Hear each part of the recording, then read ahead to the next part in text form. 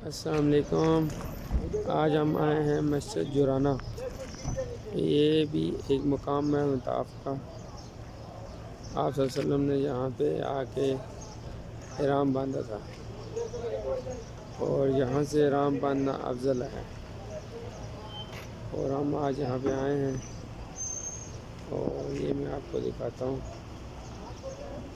یہ تقریباً مکہ ٹاور سے جو ہے حرم پاک سے تقریباً کوئی 25 سے 30 کلومیٹر بنتا ہے، اور 1 گھنٹے کا تقریباً سفر ہے۔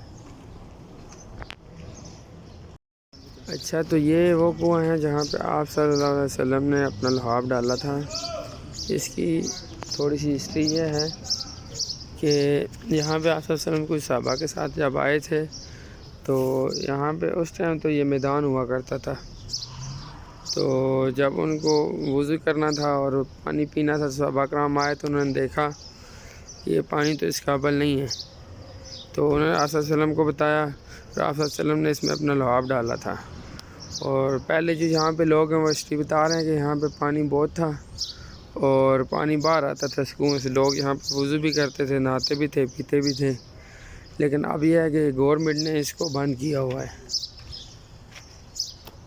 اور یہ بالکل سامنے ہی مسجد جرانہ ہے۔ یہ اور یہاں پہ شہداء کا قبرستان بھی ہے، جو کہ یہ اس سائڈ پہ آگے ہے۔